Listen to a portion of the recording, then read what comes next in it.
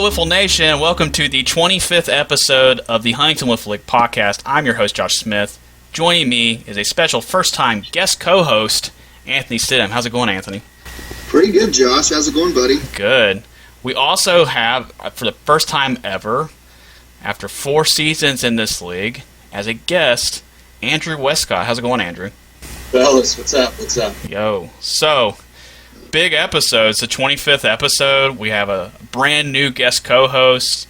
Third time on the show ever that we've not had Greg Sowers, Jeremy Litton, or Jeremy Ray on the show. So, welcome, Anthony. Hope that you join me as a co-host for several more episodes. Need more voices in the podcast. So the April tournaments happened. We're about 3 days out from the next tournament, so a good a time as any to recap. So, Saved by the Balls defeated the Thunder Ducks 8-1 in the championship bracket. Here are the standings so far. Saved by the Balls are in first place with 50 points with a 3-1 record and a plus 11 run differential. Thunder Ducks, who finished runner-up, are 2-2 with 40 points plus 16 run differential. Wiffle Hit Wonders are 3-2 with 30 points and a plus 9 run differential. Asmax in fourth place, 2-3, 20 points and a minus 14 run differential. And bringing up the rear is the Rocket Boys, 1-3, 10 points with a negative 22 run differential. Given the draft, I mean, we've had no idea what to expect as far as results this year. I mean, we all knew the Saved by the Balls had a pretty strong team together. They drafted well. Rocket Boys drafted well. But since we're playing two different styles of wiffle ball in the same year, no one really knows who's going to win it all. It's completely up in the air, and the parity has never been more apparent in this league as we've gone through what is now our 6th season. So what disappointed you guys and what surprised you guys? So just first tell me what were you expecting to happen that just didn't happen, and then what surprised you either pleasantly or unpleasantly? Go ahead, Andrew. I think what kind of surprised me and disappointed me was the Rocket Boys. They're going 1-3. I didn't expect that at all. I actually had them winning the championship. I mean, even though we have a good, solid team, everybody's got a good, solid team, but I had them. I mean, those guys were solid last year, and it's basically the same team plus numbers. Yeah. So it was a little shocking for me to see them go 1-3. Granted, some of them showed up late. You know, it was raining, first fast pitch tournament.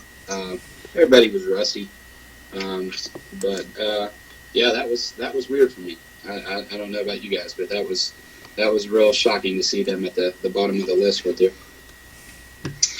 You know what disappointed me the most was the amount of home runs hit.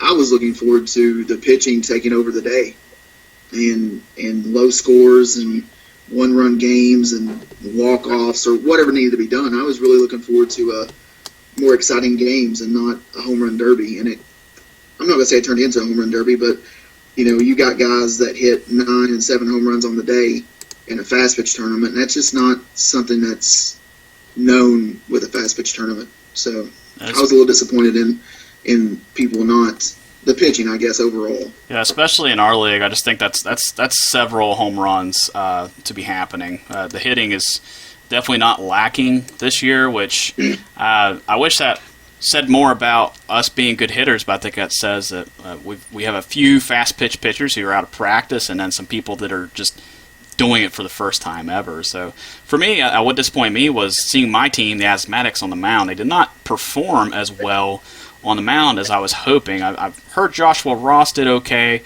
Paul got several strikeouts, but he is legendary for his control issues, so he gave up almost as many walks. I don't have the numbers offhand, but that's the way it normally goes.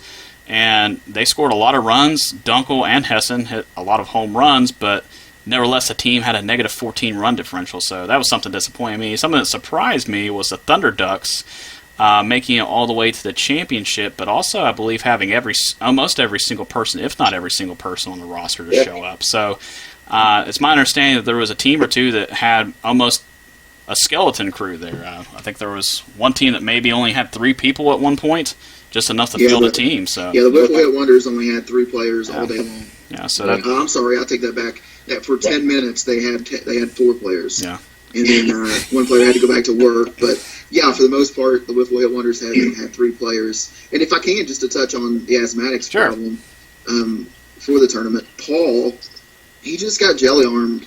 Towards the end of the day, he is known for control issues, but when you pitch as many innings as he did, and you have control issues, the wheels start to fall off a lot earlier than they would normally.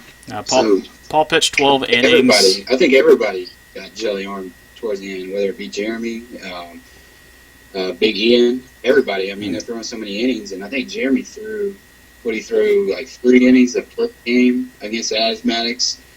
So I mean, we don't have a fast pitcher on my team. There was nobody that can throw fast. Hell, the first game we couldn't even hit the board to save our life. We walked the first 4 batters, and we changed pitchers in the first game 3 times. So I think everybody was rough. But it's the first fast pitch tournament. It was cold. In fact, it was raining. But we'll get better. A big tournament. Paul's performance in particular by the numbers. He pitched 12 innings, 2 complete games, struck out 13 batters, and walked 15. Gave up 25 earned runs and has an 18.75 ERA with a 3.17 WHIP, which puts him right around the middle of the pack. So not a horrible performance by comparison to everyone else, but that just kind of lets you know that he's pretty much the average performer in the league right now on the mound. So we do have some work to do, especially as we look ahead to going to regionals next month. So definitely some work to be done there. Moving on to league leaders on the leaderboard here. Looking at batting average. These batting averages out of sight. You got Jacob Dunkel leading the pack with 714. These are numbers we didn't even have last year, I think, even at this early on in the season. Patrick Horton has a 667, Jeremy Ray is 613, Joshua Ross 571, and Bryce Leap 536. Those are awful high numbers for a fast pitch tournament, fellas, is it not? It is. You're right. I also don't feel like we have the pitchers we had in the past either. Yeah. We come in with five teams, and going back to our last fast pitch league, very few players remain in our league that done that. So, the Rocket Boys were not there at all. The Wiffle Hit Wonders, there's only 2 I can think of right offhand. Thunder Ducks are made up primarily of, the guys from Lifehouse, and they didn't play those years either. So there's very few guys left that has ever played fast pitch. So that's going to contribute to these high numbers throughout the year. Yeah. And then moving on to home runs. Keep in mind, the team that played the most only played 5 games on the day. Bryce Leap hit 9 home runs. Paul Hessen also hit 9 home runs. Jacob Dunkel hit 7 home runs. Jimmy Ray also hit 7 home runs. And Bryce Clark hit 6 home runs. Just out-of-sight numbers. Borderline no difference between that and maybe a preseason slow pitch tournament where people are still shaking off the rust but still hitting bombs. We didn't move the fences back at all for this tournament. Are we going to do that for slow pitch this coming Saturday, or are we just going to leave it the same? I know that's something that was discussed at one point. I'm not real sure, to be honest with you. It's not something the committee has really talked about at this point. I'm sure that we'll have a conversation probably tomorrow night leading into the tournament, so that's something we definitely need to discuss. I mean, for what it's worth, as someone who edited hundreds of hours of video last year, I would say it's going to make minimal difference. Most of those home runs that were hit, they'd be gone on a Little League field when it comes to the slow pitch tournament. So may cut down some of the squeakers, but I think it would maybe cut down the overall home runs on the day by 5% or less. But hey, so moving on to RBIs, Jeremy Ray has 23 RBIs. Bryce Leap has 21. Paul Hessen 17. Jacob Dunkel 16. And I don't know who this guy is, but Anthony Stidham hit 14 RBIs. Also, just some really big numbers for a fast pitch tournament. Hoping to really see those things kind of balance out on the next fast pitch tournament. So moving on to the other side of the ball here on pitching, ERA. This is where it's really apparent where there's an issue here. Andrew Westcott has the best ERA at 6.75. That's the best, sadly.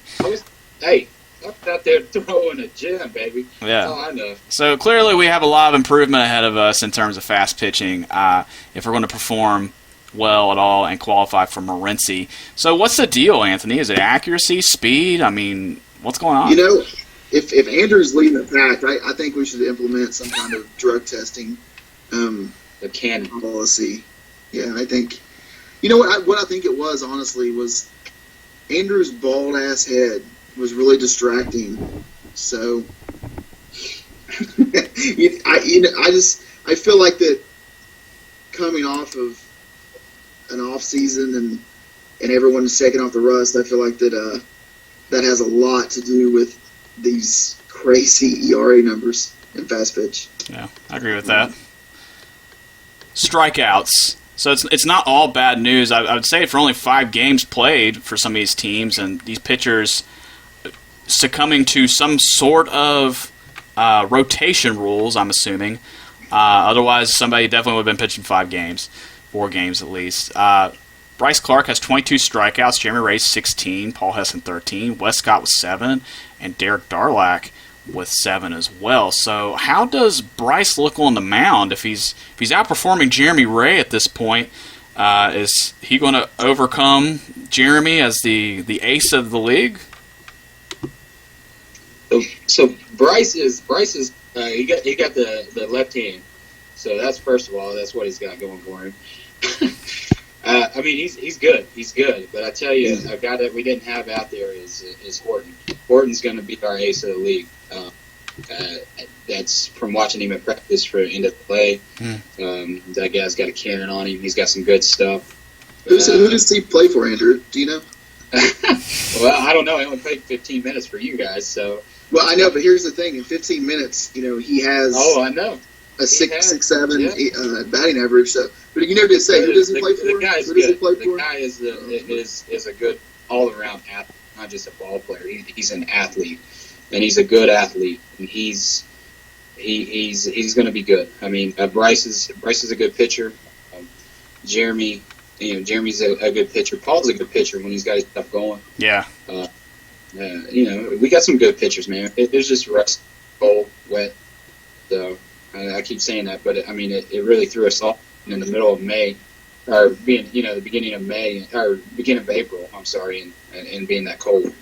So, but yeah, we'll be all right. And moving on to Jeremy, does he still have the stuff, or is he clearly waning in his performance now? Jeremy is getting up there in age. Jeremy's got about, and I know this because I was born on the same day. Jeremy's got about 5, maybe 7 good innings in him. And, I mean, his arm's wearing down, and he'll get mad at me for saying that on the record. But he's getting tired. His arm's getting tired. Okay. I want to agree with you, but he's a teammate and a friend, because I don't know the definition of that. And a friend. I feel like that. I don't think it's a arm wearing down. I feel like it's early season, man. Let's see, on Saturday when you whiff fast pitch or whiff slow pitch on some of the guys that aren't as good as Jeremy, maybe we'll re-record this and you won't be talking so much shit about my boy. It's not shit talking. He'll tell you he's getting tired. Yeah. The 5 to 7 innings he does give you, it's top-notch stuff, and he's maybe got a few innings of some mediocre pitching. I mean, he's still miles ahead of most of us in terms of talent on the mound there. But he's still got it. He's not quite where he used to be. No. And part of that, I think, might be just not keeping up with his arm last year, where we didn't play fast pitch at all, even a little bit. But when we went up to Morenci, he definitely performed.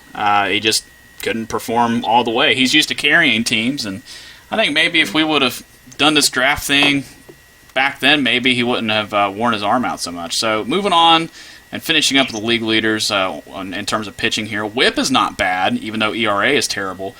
Jeremy Ray's got a 1.22. Westcott inexplicably has a 1.78. Bryce Clark, who has struck out 7 more than the next person in line, has a 2.33. Ian Handy, that's someone I haven't heard of, is 2.63, and Scott Westcott 2.77. How's Ian looking? He's got some pretty good stuff that I saw in the regionals last year and during practices. What's he look like this year?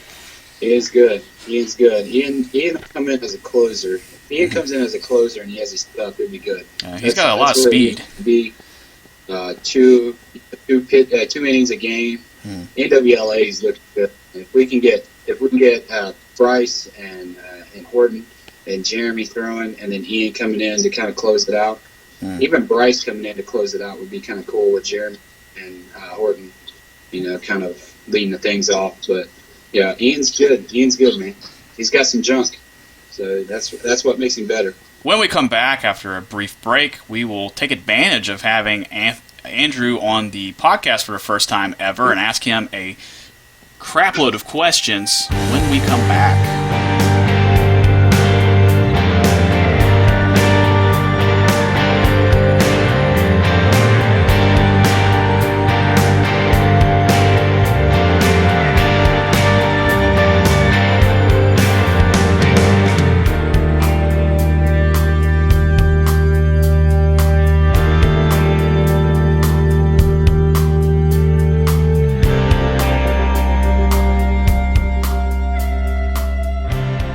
Welcome back. We have with us Andrew Westcott, captain of Saved by the Balls.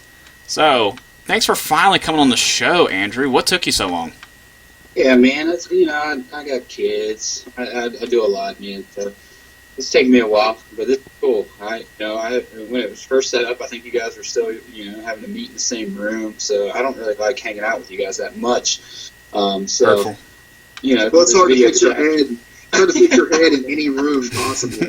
Oh my God, it's a lot going on, man. Nah, man, I just had other things going on, but it's cool to finally be on here. I have a question that really is on everyone's mind.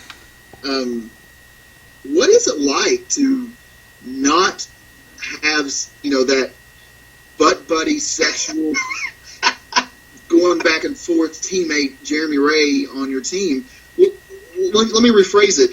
What's it like not to have a bat in your hand and a penis in your mouth all day? That's what I want to know. God, I hate you all. So, Jesus. Great question. I mean, it's fun beating him. I'll tell you that. It's fun as hell beating him. We know you've been beating him a while now, but are you talking about a competition or? Yeah.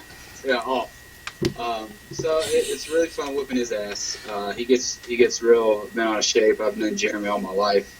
We're brothers basically. So it's fun as hell beating the shit out of him. I'm sorry you have to be with the guy. I know how it is. But yeah, I mean it's a good time. It's fun. It's fun watching him get hurt when I talk shit to him, and then beating him. It's even better being in the championship and winning it and then bragging about it. Again, sorry, Anthony, you were on his team. No, that's okay. But it's a fun competitive advantage, and we have fun. We're competitive guys, and we have a good time with it. So. Okay, so you're having a pretty decent season so far. I know it's early, but you're having a pretty decent season so far in general, but especially on the mound. Have you been doing anything to ensure success, like training or practicing extra, or is it all just dumb luck? Or have you always been somewhat talented on the mound, but never were able to emerge from Jeremy Ray's shadow to actually have much opportunity to perform on the mound? No, you guys see me out, man. I'm probably going to shut it down. I mean, I'm kind of, my ERA is looking pretty good. I don't know that Jeremy can catch up to it. I mean, he's not going to be here this week, so I don't know that he could catch up to it. So I might just shut it down completely. Just so I could say I have that stat at the end. But no, I can't fast pitch, man. I don't have the arm for it. Throwing a wiffle ball is definitely harder than throwing a baseball.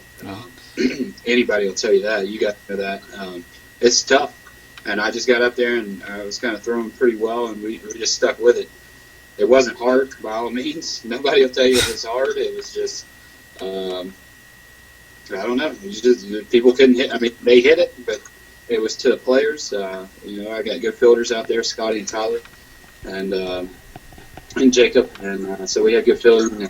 So I just put the ball in play and let my guys field it and take it from there. So.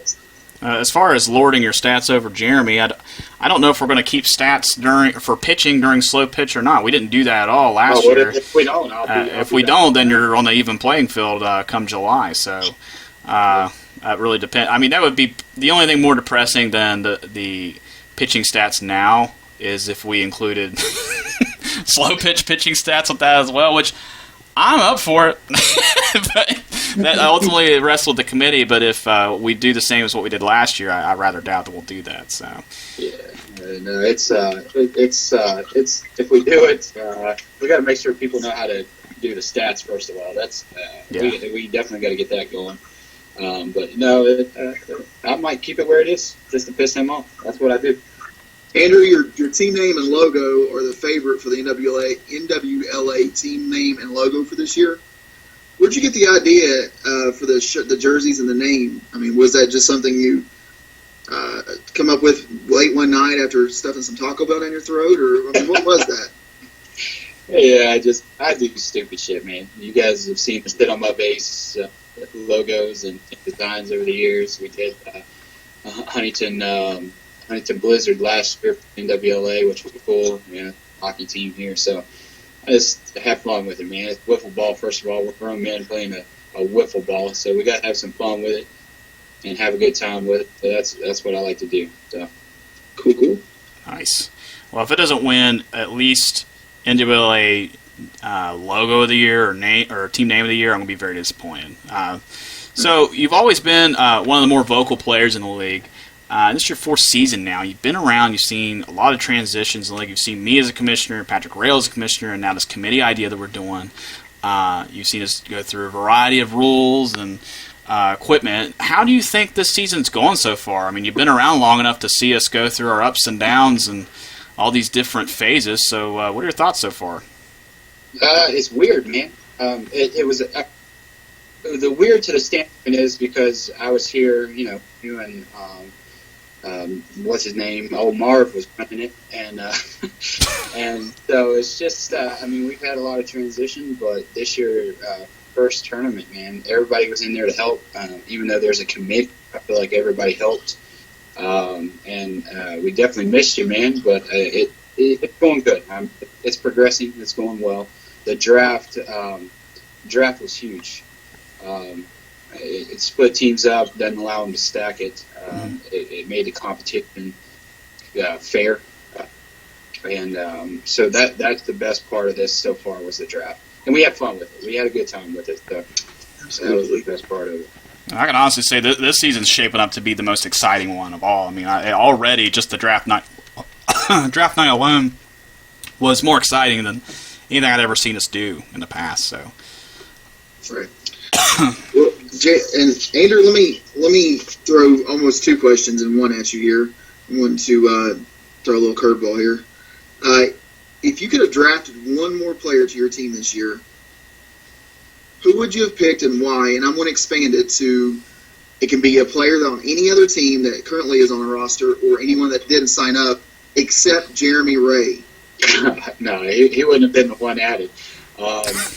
So draft day, if you guys seen it, I tried to add my boy Josh here. I tried everything I could. I was the next pick in line, and Josh was on my board to add there. And I think it was like the fifth round, maybe fourth round, something like that. So I tried to do some trades. So I was trying to get Josh with me. I haven't played with him on the team, any team so far. So Josh, definitely I wanted him on the squad, and I tried to make some trades for him. Not knowing anybody and seeing Horton play for the 5 minutes it was, it would be hard for any of us to say that we wouldn't pick Horton on the team or drafted him. That guy's like I said, he's an athlete. So I think any one of us that were captains would say if we could have drafted one guy, it would have been Horton. And let me throw that out there. Just we drafted him. Yeah, we got him. He sure did. He's a good player. He did well for the 15 minutes. He did, absolutely. Sweet. All right, so it's more fun question here. If you could be any one of Jeremy Ray's body parts, what would you be and why? Well, I've known Jeremy for 20 plus years. I've seen some of the women he's been with. So it's definitely not anything below the belt because I don't know what's growing down there, what's going on, things like that. Shit, I don't know. Good Lord. That guy's gross. So I have no idea. That's a tough one. We might have to pass on that one. He's disgusting. So I thought that was a pretty fun question. So let's go to online questions here as I shoo my cat away from me. I've been trying to get more people to submit questions for these podcasts as we know who we're going to have for guests. And we really just threw this one together within the past 24 hours. And you've never been on the show before, and we have never gotten a response this totally for a guest on the podcast ever asking for questions. So the very first question comes from Greg Sowards. He asked, do you feel Jeremy Ray was holding you back throughout your career until this year? I was waiting on that. Jeremy and I had some bad luck. We've even posted it on our jerseys, runners up. We played in the rain. We played in puddles, and against Drew and all them, just to get that tournament out of the way. But we've had some bad luck. I don't think Jeremy was holding us back. I knew somebody was going to ask that question. That was right out the gate. First one on the chamber. That was tough. He didn't hold us back. We played well until the championship game, and then we just fell apart. It was like that every year. And then when we won the championship game, it was like time lifted. So it was fun. Yeah. Well, a lot of these are, since you and Jeremy, a lot of people don't notice you were born Siamese twins connected at the penis. So a lot of these questions are going to involve Jeremy Ray to some extent. A lot of sword fighting. Your buddy Josh Blair asks, how does it feel to win a championship, meaning this tournament just now, without Jeremy Ray on the team? And do you think you'll finish runner-up less since he's no longer on your team? I got some good athletes on my squad, man. I think I'm confident. I'm confident we're going to win a couple more tournaments. So definitely, it's fun to beat Jeremy. It's fun to beat Jeremy, and it's fun to play in the championship game while he's sitting his dead ass at goal watching him. It was good. It was good watching him sit there while I'm playing in the championship game. It was fun. While I'm pitching in the championship game, let's put it that way. Yeah, even better. He looked good under the tent. Well, speaking of Jeremy Ray, he had a question himself. Here we go. And he asked, do you really think you could have put up 13 runs against Jeremy if he had stayed in that game, in reference to his team's 12-13 loss against you in round robin play after he left the game after only pitching 2 innings? So I've been asked this question a lot, and first of all, I feel like he's putting his squad down. So Anthony, if you want to put him up for trade, I don't blame you. Here's the thing, Jeremy. Supposedly, I'm looking at his stats over here. Against us, Jeremy, he had his highest, his highest average against us was 13.50, or his highest ERA, was against us. He pitched 2.2 innings. He supposedly got 5 strikeouts. I don't know who struck out there. He didn't strike me out, ever. Jacob went dead deep center with a 3-run bomb. They didn't put up points. They had points. It was tied. When they got Horton in there, that dude he obliterated it. He opened the game wide open. If Patrick Horton was there, probably not. We wouldn't have won. But with Jeremy in there, we were hitting him solid. We were hitting him well. The stats show it. He was wearing down. He had already thrown 5.5 innings, or he had already thrown 6 innings total. Before he even got to our game. So, we would. It says we only had 2 hits. I don't get that one. But and he walked 2 batters. But yeah, we would have hit him. We were having fun hitting him. We were doing fine with him. I think he's putting his team down when he says that there. He's above his team, Anthony. I feel like that you're trying to bait me into doing the same thing that you say he's doing. He's not been impressed since day one with my pitching, so I'm used to it. I don't give a shit what he says. So it's okay. It's okay. He's not impressed with anybody's pitching. Let's put it that way. That guy is. Oh no! I've heard him slob on Ian and some other pitchers. Drew McClanahan is a unicorn. Boy Drew McClanahan is a unicorn. It's a mythical creature that does not exist. That's it. If anybody else has the ball in that mound, you're getting shit on. It doesn't matter. So Jeremy's number one, and Jeremy dies. He's number one pick, so I can't say you got him one. So that's all he's got going for him. His arm's wearing down. He's tired. But you know what? Hey, man, he's my teammate.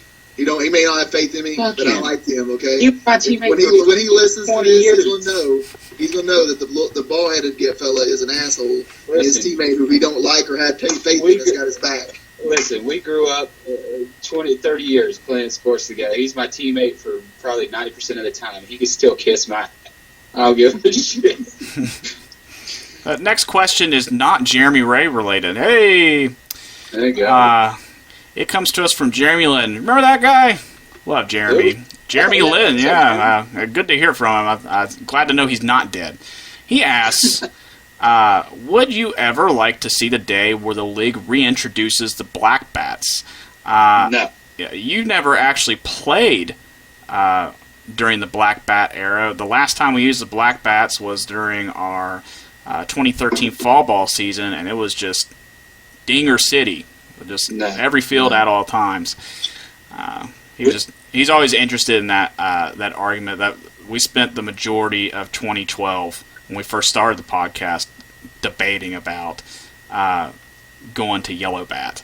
So no, I mean, there's no reason. I wouldn't do it. I mean, we got a league of good athletes now that know how to hit with this yellow bat. Everybody can hit with this yellow bat. It may not be, the best some weeks, but it's just how it is. Black bat,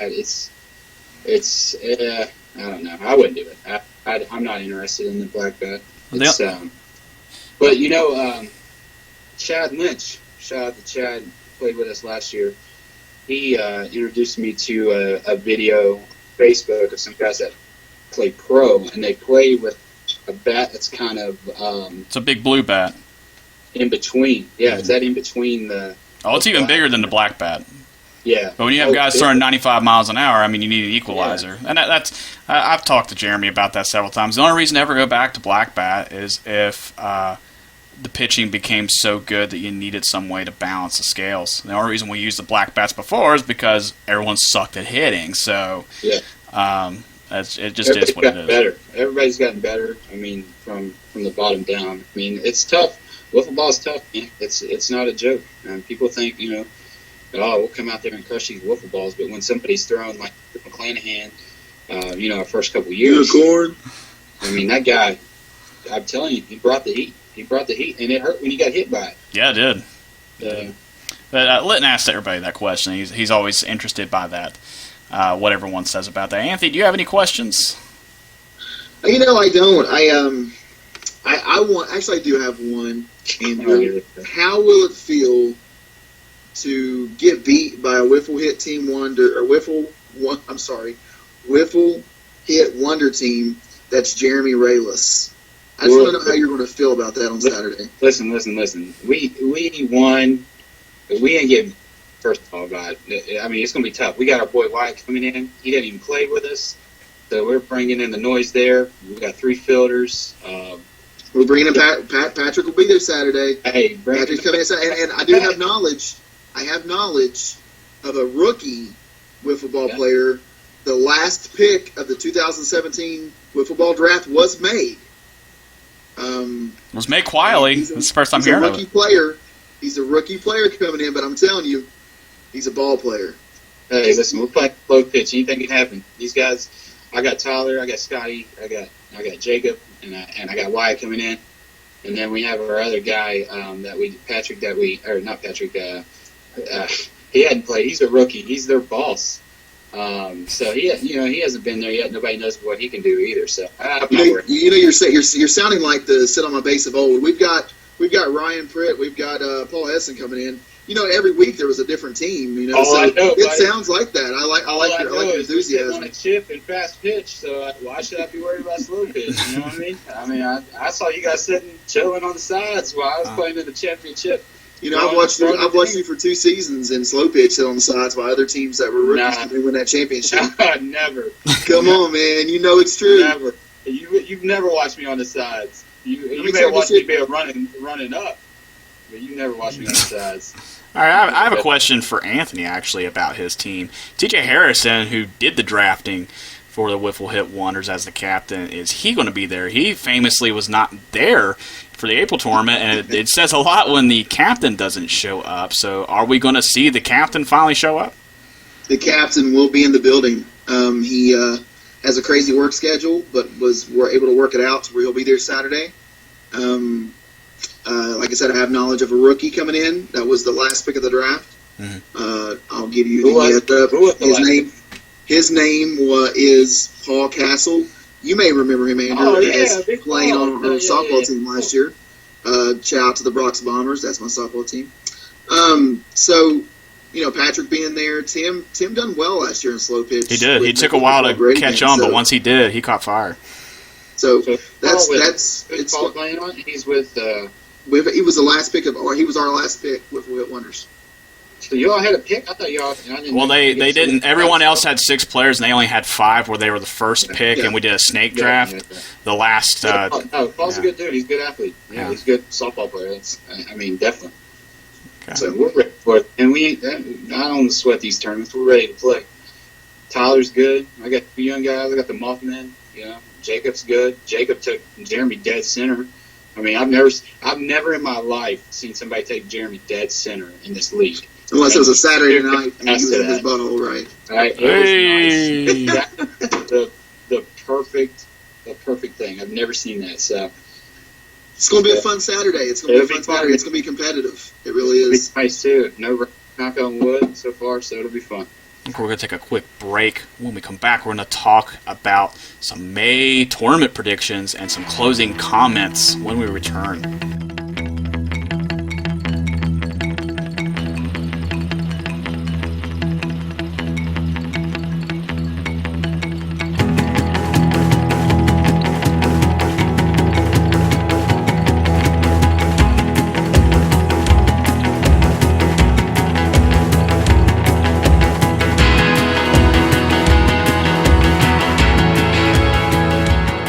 Fellas, let's wrap this up. Let's just get right to it. Let's not drag it out. May tournament's coming up Saturday in just 2 short days by the time we publish this episode in the morning. Who's going to win it and why? Wiffle Hit Wonders. All right, Anthony, you go first. No, I feel like with this one, going back to what you guys said earlier, Rocket Boys are a contender right off the bat because they're the most experienced as a team, having all the same players back for the most part. Andrew's team, after winning the fast pitch tournament, showed that they're in it to win it. Ian, being a runner-up, they got some good athletes. We have some good athletes on our team. Patrick been able to show up this Saturday. Paul being a rookie, Tim doing well last year. My experience. Derek showed out really well too as a rookie. So I feel like that it's an open field, but if I had to pick one team that I feel like is the favorite, it's the Rocket Boys. I just feel like that their core is all there, and they have 2 of the better hitters in the league, with Bryce and Miles. So I would go Rocket Boys, and I just feel like they're the safe bet. Yeah, for sure. Yeah, definitely. I mean, like Anthony said, we got a lot of spread out talent on the team, so everybody's kind of evenly matched. It's going to be tough, man. For my squad, us not knowing each other, and that's the same for pretty much everybody. We played well. We played really well in a fast pitch, slow pitch. I can't imagine what we're going to do. It's going to be tough. Slow pitch is hard. Not the ball coming in there is not easy. So Man, that might sound cocky, but I would pick us with the Rocket Boys a close second. If they get there motivated, they didn't seem real motivated the first tournament. They went down quick, negative 20 run differential. That's surprising. So they got a lot of work to do, but yeah, fast pitch, just like you guys, or slow pitch, just like you guys said. They're in there, and Thunder Duck, man, it'll be close. Everybody, Wiffle Wonders, Thunder Ducks, Asthmatics. We'll see what we can do and go from there. It's going to be a fun tournament. I hate to sound like a broken record from Anthony here, but I think the Rocket Boys, I very realistically could see the standings as they are now just going in the opposite direction to an extent with the Rocket Boys really taking the throne here. I mean, they have the most put-together team this year versus last year's roster. They all performed very well. They finished runner-up, I think, in every tournament they played in last year in slow pitch format. And then we got a bunch of new players, which they don't have many on their team, that had a rude awakening with fast pitch, and now it's going to be slowed down to granny gear. You see experienced softball players, even slow pitch softball players such as T.J. Harrison struggle at first. It took him a good game or two to get the timing down. And this is where fielding is on display. And Rocket Boys have a pretty good fielding team. Sonoma Base has a pretty good fielding team. Asthmatics definitely has a good fielding team. I don't know much about Wiffle Hit Wonders on fielding and defense and the Thunder Ducks, but I'm sure there are no slouches either. We had some very good parity picks here, but I definitely look for the Rocket Boys to dominate, at least in round-robin play, if not the bracket. So that kind of brings me to this next question. Do you guys think that some of these teams really have a distinct advantage in slow pitch? Clearly, some teams do in fast pitch because they have the talent, and we didn't have enough ace pitchers to go around. We didn't have enough existing players from last year and years before to really stack teams in terms of aces, so not every team got an ace. But do you think some of these teams maybe could be better slow pitch teams than some others? Yeah, I mean, well, I don't know, man. Slow pitch. Everybody gets in there. It's just like softball. I'll tell you, you're coming from baseball. You put that softball for the first time. Your eyes get about this big, and you try to crush a ball. Right. And people do that with wiffle ball too, and it ends up screwing them. So I mean, I don't think there's really any disadvantage to any team this week or this Saturday. I don't think there's any disadvantage. I don't think there's any advantages. I think it'll be close. I'm not going against Save on the Balls. I wouldn't go against it. I wouldn't pick against this. I know my guys wouldn't pick against this. Got Wyatt coming in. He'll solidify us. We're going to be fine, man. Rocket Boys got a good team. Everybody's got good teams. But I wouldn't go against this. Whoever gets under the ball the most seems to be, you really got to get under the ball and knock it out of the park. And if it's not a home run, it's probably going to be an out, especially with three fielders in the field plus the pitcher. So that seemed to be how it went last year. You're either walking, hitting bombs, or you're grounding or flying out. So we'll just see who does the best this coming Saturday. My money's on the Rocket Boys, just given the experience. So we'll have a much more official affair this coming Saturday. Emily Greathouse, who was our photographer 3 of 4 tournaments last year, will be there and taking some incredibly sharp and entertaining photographs that we enjoyed last year. I will definitely be making wiffle ball baseball cards like I did in 2013, so look forward to that. And instead of releasing them all at the same time, I'll try to release them periodically throughout the year for people to look forward to.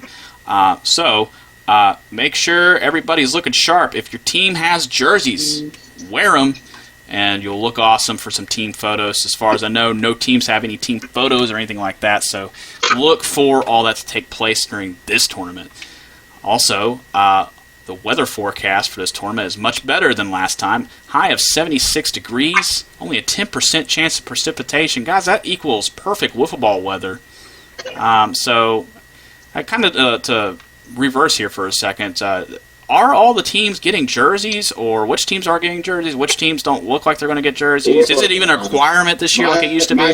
Of course, is Save by the Ball. So, I mean, that's going to be our squad team name. So I believe Anthony and some of the members are going to collect some money this weekend for the jerseys. So I didn't want to order just 5, of ours, and then have to get 15 more when everybody wanted. So I'm just going to do all of ours together. But yeah, we'll have some jerseys hopefully by the next tournament. These first 2, we would have already had them, like I said, had we not gone with the same name. But yeah. No big deal, man. I'm glad everybody liked the logo.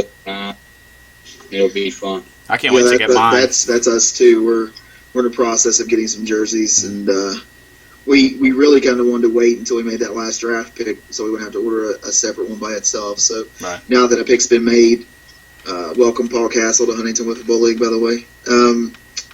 We're working on it, so by next tournament we'll be looking sharp.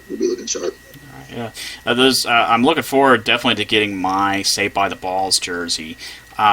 If Huntington is going to be spelled on, please make sure they spell it without all the extra N's, like the Blizzard jerseys. The Blizzard jerseys look great. There was like 8 of us wearing those jerseys when we went up to Michigan, and within 5 minutes, some guy was like, "You guys spell Huntington weird." Great job.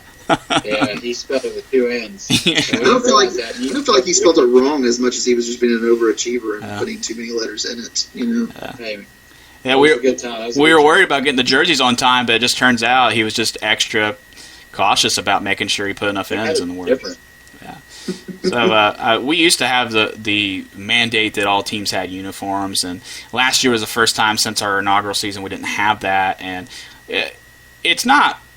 It's more like just a preference thing, but it definitely takes a little bit of the flash away when you're watching game video or highlight video, and I think mostly from a league or a possible new player on the outside looking in, it looks less official. So I do encourage teams. I imagine a lot of other people also feel the same way.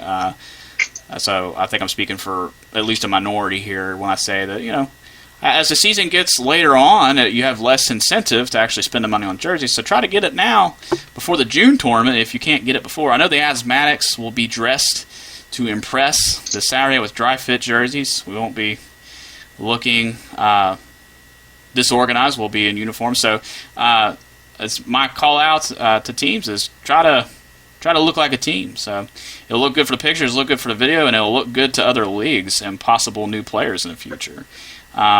Especially if what Anthony says is true, and we've got 2 potential teams showing up brand new, it can really set the standard going on ahead. So great weather coming up, all the pomp and circumstances coming up this Saturday with a return to slow pitch. Really looking forward to it. Do you guys have anything to add before we wrap this up? Thank you to Andrew for coming on the show for the first time. Yeah, man. It was fun. I'm glad.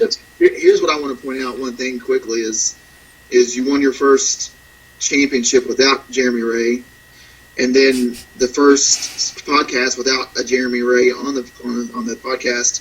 You're here, man. I'm making slow progress. It was tough. It's been a tough road, but it's good. I mean, he's gone, and he's taking L's. That's all I'm. He's taking L's. Well, it's better than being on your team and taking D's, because that's what he was doing. Now he's taking your D's. All right. We're trying to make this podcast more accessible to our listeners. That's really my mission statement this year with this podcast. This is the 4th season we've been doing this podcast, 25 episodes in the can as of this one. And a lot of people still haven't listened to it. Maybe half the league at its peak has been listened to it. We are getting listeners, and I realize that the fall has largely been mine between having episodes that drag, not having enough variety and guests, and most importantly, accessibility for our on-the-go listeners. As always, you can find our podcast library on our website at www.huntingtonwiffleball.com. Click on the media tab and then on podcasts, where you can find all 25 episodes with the YouTube links right there. Also, we've began uploading our episodes to Podomatic. You can find it online at huntingtonwiffle.podomatic.com, and there you can download the episodes or listen. And we are also in the process of getting, finally, all of our episodes on the RSS feed from the podcast list onto iTunes. So for some reason, most people that have cell phones have iPhones. So when you go to your podcast app in the next day or two, you should be able to search Huntington Wiffle or Wiffle Ball or something, and you will find our channel where you can subscribe from there and never miss a fun-filled episode. Guys, thank you so much for coming on the show. Anthony, I hope you are open to co-hosting more in the future, maybe even hosting one day. Andrew, Absolutely. Andrew, I hope you don't wait another 4 years to come on the episode. I look forward to seeing you both on Saturday. It killed me not to be there for the first tournament. It's the first time I've ever missed any Huntington Wiffle action at all, and I never done that because I was running the league, but now knowing the league is in better hands than it ever has been in before, I had no worries, and it went on without a hitch, but I am very excited to finally see it for myself and indulge in being just a player. Love it. So, signing off for my guest co-host Anthony and my guest Andrew, I'm Josh Smith. Bye-bye.